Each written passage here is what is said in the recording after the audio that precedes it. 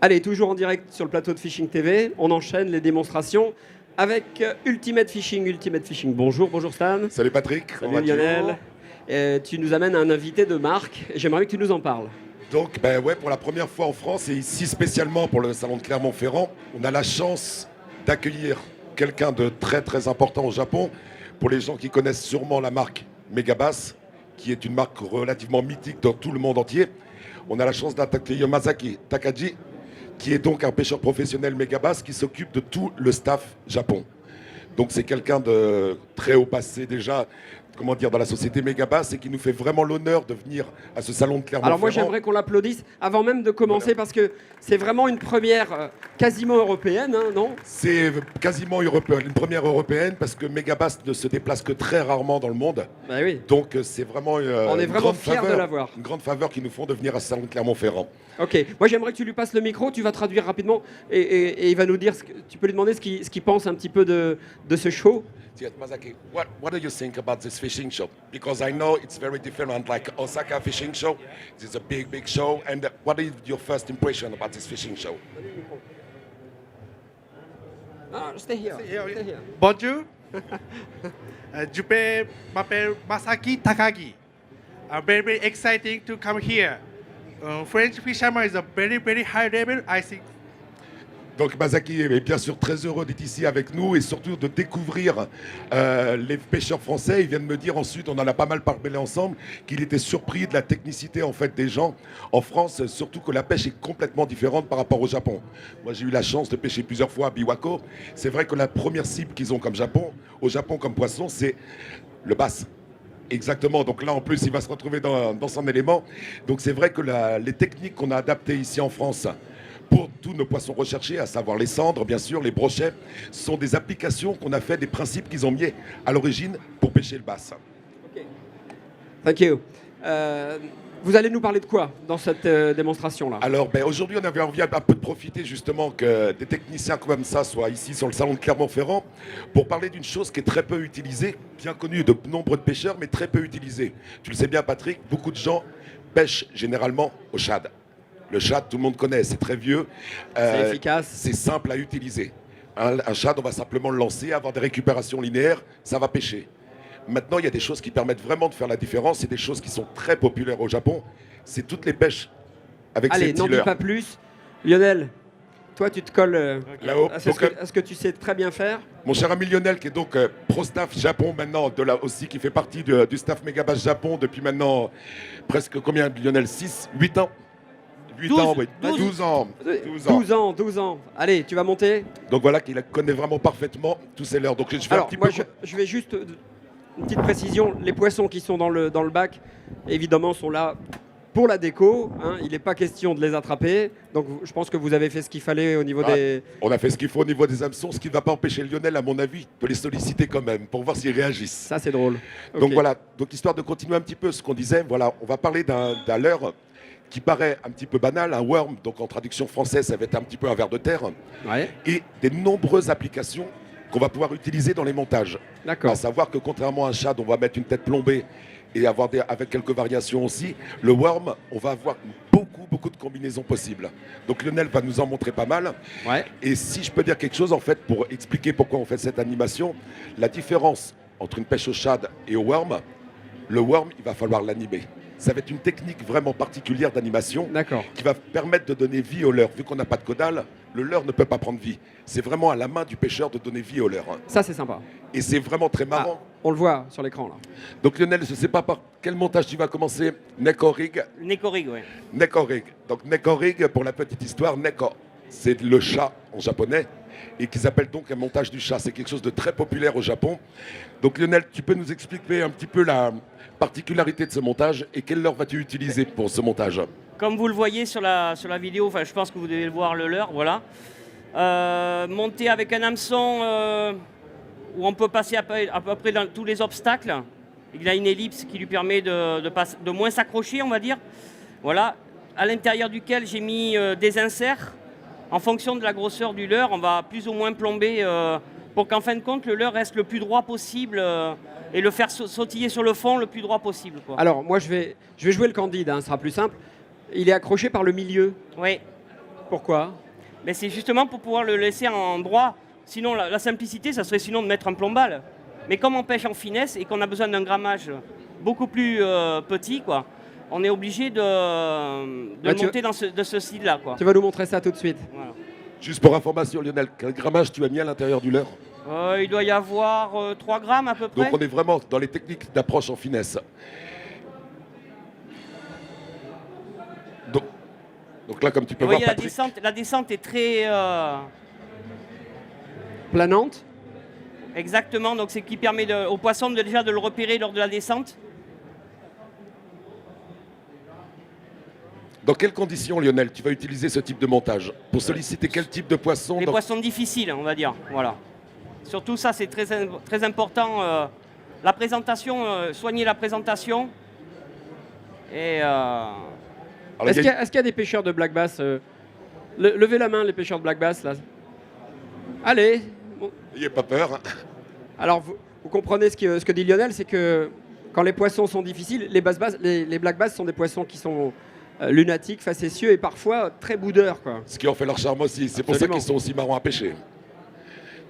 Et Lionel, il y a quelque chose que vous pouvez remarquer donc, dans la technique que fait Lionel, qui est vraiment très intéressant. C'est quelque chose aussi, tu vois, qui est très marrant, c'est quelque chose que j'ai appliqué sur les bars. On va pouvoir pêcher très longtemps et très lentement le même poste. Ça, c'est quelque chose d'intéressant. On voit bien les basses. C'est des fois à un moment qui va décider de venir le mordre. Le fait de pouvoir rester très longtemps sur la même zone, on va pouvoir le solliciter bien plus longtemps forcément. Ouais, c'est forcément ça. Masaki, you know, Neko rig is very popular in Japan. Neko rig is very popular in Japan. Like that. Neko rig is very popular in Japan, and need some nail sinker with a head size. Donc il explique oui, voilà, que c'est vraiment une population. Il faut savoir que même s'il y a beaucoup de basses au Japon, pour avoir eu la chance, comme je te disais, d'avoir pêché là-bas, à Biwako, il y a des quantités de basses, mais il y a des quantités de pêcheurs aussi. Et les poissons sont vraiment très éduqués. Et donc les Japonais, vraiment, dans tout cet art vraiment qu'ils maîtrisent à la perfection, trouvent toujours une solution pour solliciter ces poissons qui ont été piqués, mais je ne sais combien de fois pour certains.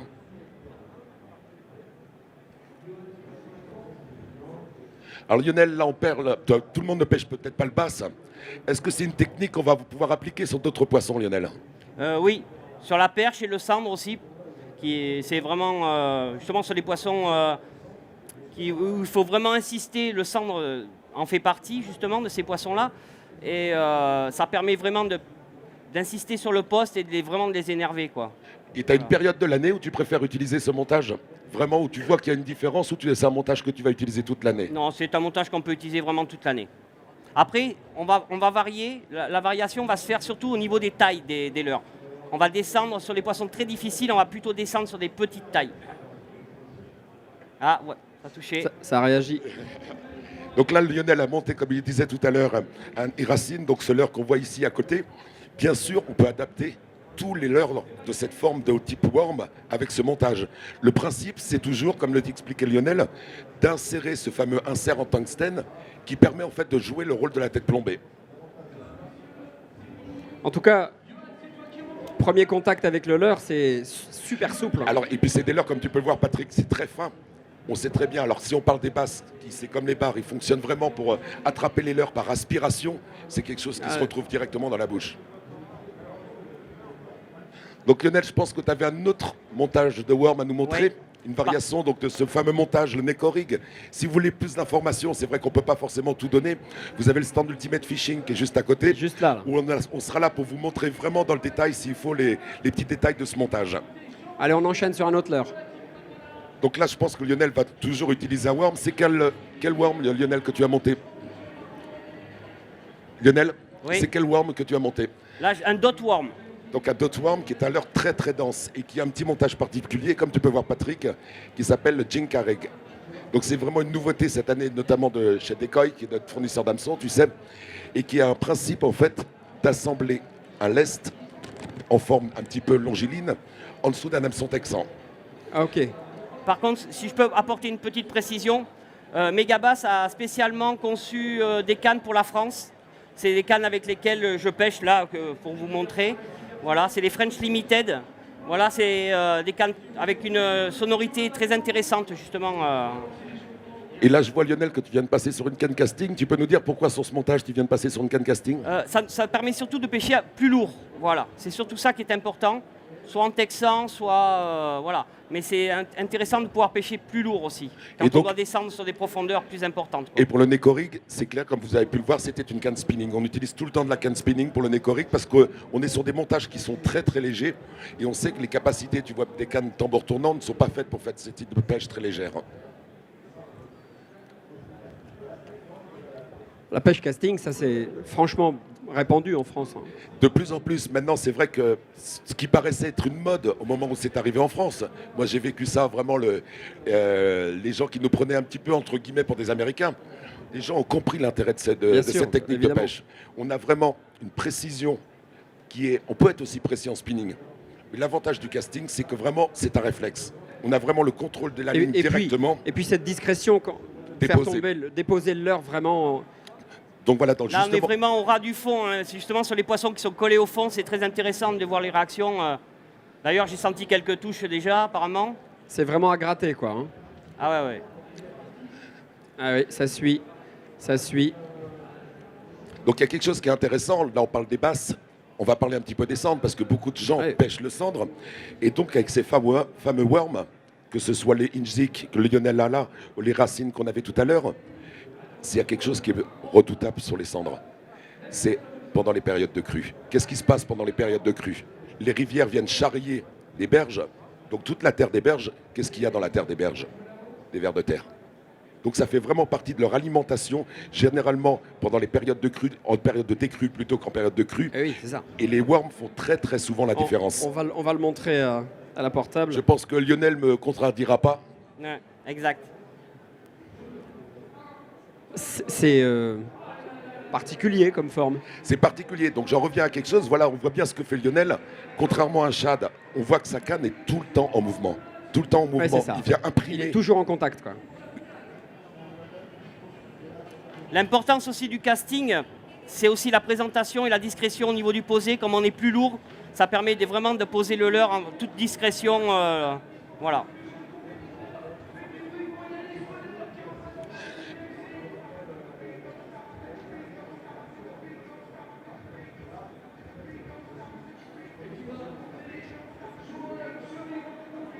Donc Lionel, je pense aussi que voilà, il va nous montrer aussi d'autres choses. Donc là, on a vu 2 montages. Bien sûr, il y a tous les montages que vous connaissez. Le Texas avec une balle devant. On va l'utiliser aussi en trailer, ce qu'on appelle en trailer, c'est-à-dire qu'on va accompagner un rubber jig, par exemple, avec un worm derrière. Le rubber jig qui va être devant va permettre de donner du volume au leurre. Donc le nombre de combinaisons sont vraiment impressionnantes avec ce type de leurre. Et on peut le plomber en tête de façon classique, on va dire. Voilà, je vais te faire la... Ah d'accord, j'ai devancé le... Tu as devancé Lionel, ouais, donc le plomber en tête bien sûr, car un rubber jig, ce n'est ni plus ni moins qu'un plomb, mais avec une jupe en silicone ou en caoutchouc, en différents matériaux qui va se mettre autour, qui va permettre de donner du volume au leurre. Donc donner du volume au leurre, ce qui va lui permettre d'être beaucoup plus localisable par le poisson. Par le poisson, d'accord.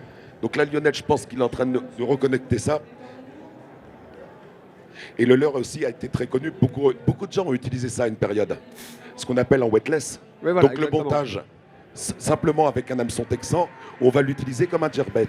Donc c'est-à-dire le lancer par des animations, vraiment où le leurre va évoluer juste sous la surface et donner vraiment, comme on va utiliser un minnow par exemple, un minnow à bavette, on va vraiment l'utiliser de cette même façon, type un jerkbait. Ok. On le voit peut-être? Oui. Donc là voilà, on voit la combinaison avec un rubber jig. Donc on retrouve le leurre de tout à l'heure. Exactement, et qui est coiffé par toute cette jupe en silicone qu'on le retrouve devant. Donc il va lui permettre de, comment dire, comme je te le disais, de prendre du volume. Lionel, tu vas utiliser ces montages dans quelles conditions? Beaucoup dans les obstacles, parce que grâce à la brosse qui permet d'éviter de s'accrocher, par contre au ferrage, elle va se plier, quoi. Ça... Voilà, donc il y a un petit détail, je ne sais pas si on voit sur la caméra. Je pense qu'on aussi. C'est une brosse en nylon très très dure, qui est composée de plusieurs brins. Un balai, comme un petit balai, quoi. Exactement, qui vient coiffer en fait l'hameçon et qui empêche le leurre de venir s'accrocher, soit dans les herbiers, soit dans les bois, et d'ainsi vraiment rentrer à l'intérieur des obstacles et venir chercher des poissons qui sont Ah ouais. postés à l'intérieur. Intéressant. Donc là, par contre, ce genre de leurre, on va utiliser des cannes d'action, mais très très rapides. Parce que tu imagines bien, la première chose, on est dans un obstacle, il va falloir vraiment Extrême. contrôler le poisson, mais très très rapidement, et surtout avoir un ferrage, mais très rapide. Donc on va avoir ce que les gens appellent un petit peu, pour ne pas parler d'action très technique, des cannes un peu bâton. C'est ça, un peu Donc, raide. c'est-à-dire qu'on va ferrer directement le poisson au premier ferrage. Il n'y aura pas de compression de la canne, Voilà, quasiment c'est ça. pas.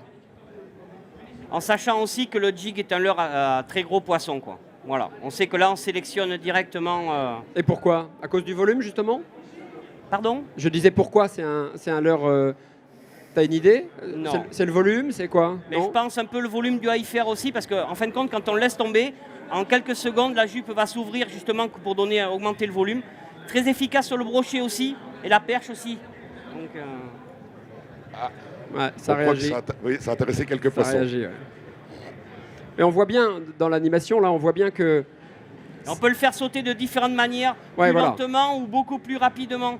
Après, ça permet de varier les animations et de faire réagir le poisson. Ils utilisent énormément cette technique. In Biwako Lake, using many times this kind of technique, exciting jig. Ouais.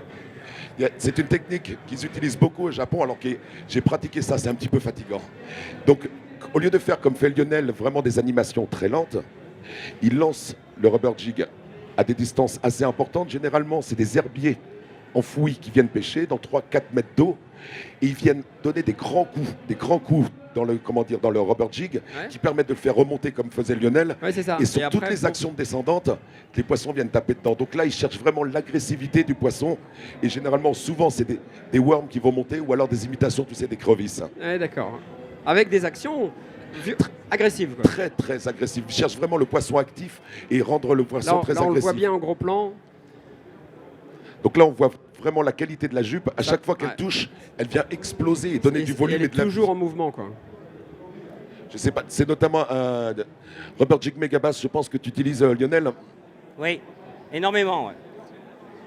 Et celui que... C'est un très bon leurre, surtout sur la début de saison et fin de saison, justement. Sur les poissons, ils ont besoin de se nourrir.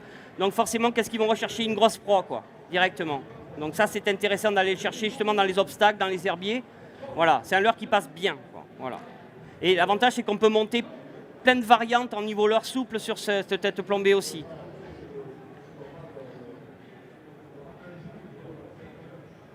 C'est rigolo comment ça se comporte, hein. Ça les intéresse pas, Alors, puis à un moment, qu'est-ce qui se passe? Et c'est vraiment là, c'est vraiment le Mais fait voilà. d'insister. Quand la d'insister. jupe vient de bouger, regarde, là, regarde, regarde. là, le poisson a réagi dès que la jupe a bougé. Et donc là, vraiment, je réinsiste sur cette chose-là parce que c'est vraiment cette grosse différence qu'on On a le voit avec les bien. shad. Alors c'est sûr, c'est pas la même animation, mais c'est justement ce qui permet dans certains moments de faire la différence Exact. et de solliciter les À un poissons. moment, ça va lui passer par la tête au poisson de se dire, bah, je vais l'attraper, quoi. C'est exactement, il ne faut pas oublier que les poissons sont joueurs. Comme les bars, on connaît bien ça aussi sur les bars. Et c'est ce qui fait aussi que c'est pas forcément pour s'alimenter qu'ils vont venir Non. chercher.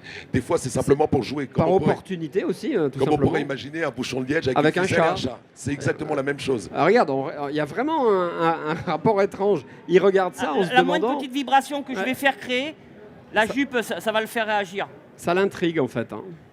Voilà. Là, je fais juste une petite vibration. Les Alors, les flagelles, cannes- elles bougent dans tous les sens, là. Je reviens donc sur les cannes. On imagine bien, pour que ce genre de technique de pêche, Faut que. la sensibilité des cannes, c'est là où tout fait la Ah bah oui, il différence. faut pouvoir conduire l'information, quoi. Autant sur une pêche, tu vois, on va pêcher au shad de façon linéaire. Généralement, on va avoir la tape à la descendante où le poisson va venir l'attaquer directement. Là, par moment, c'est simplement un léger déplacement de ta bannière où ton leurre est arrêté qui t'indique que tu as eu une touche ou qu'il y a un poisson qui est venu dessus. Je pense que Lionel, t'as fait pas mal de vidéos comme ça où on voit vraiment mais un très léger déplacement de la bannière C'est ça. et c'est le poisson qui est venu Des fois, s'emparer les du touches leurre. sont imperceptibles dans certains moments de la saison. On ne va pas sentir le toc. Par contre, on va voir le déplacement de la ligne, voilà, effectivement, se faire. Ou alors, on a un gros toc. Et si vous avez un deuxième toc, le poisson a déjà recraché. Toc, il prend, toc, il recrache. C'est déjà trop tard. Ouais, ouais. Bon, je pense que on arrive à la fin de votre démo. Moi, ce que j'aimerais, c'est que tu demandes à Masaki ce qu'il pense un petit peu de ce salon-là. Masaki, What do you think about this fishing show? Very exciting. So I think so. What the first things for you make the difference with a Japanese fishing show? For sure, it's smaller. Space is small, but many people in there. Very exciting. Yeah, donc voilà, c'est sûr que comparé aux gros salons qu'ils peuvent faire au Japon, c'est sûr que c'est complètement démesuré. On va être un petit peu comme dans les états d'esprit américains où il y a 150 000 personnes en 2 jours. C'est complètement démesuré. Mais ils se rendent compte aussi que beaucoup de Japonais, j'ai la chance d'y aller souvent, nous disent que les Français sont vraiment des très bons techniciens et que du fait qu'on n'a pas aussi toutes ces quantités de poissons qu'ils peuvent avoir comme aux États-Unis, on a été obligé de devenir de plus en plus technique et d'inventer des choses grâce aussi aux choses qu'ils nous proposent pour justement contrer la difficulté par moment de poissons à prendre. Bah, écoute, tu peux le remercier d'être là. Moi, ça me fait vraiment plaisir. C'est un honneur, dis-lui. Tu peux traduire? Yes, it's an honor to him to meet you. So it's so exciting to meet you. Yes. Ok, je crois qu'on peut les applaudir. Merci. Merci. Si vous avez des questions, n'hésitez pas. Stan n'est jamais avare d'informations. Non, et puis mon ami Lionel, et puis Lionel qui redescendre. revient là. Voilà, Lionel et qui est puis, par là. de toute façon, vous les retrouvez Sur le sur stand le stand. Ultimate, juste derrière là-bas. Merci Masaki. Yeah, Merci. Merci à vous tous. Bonne journée. Bon salon.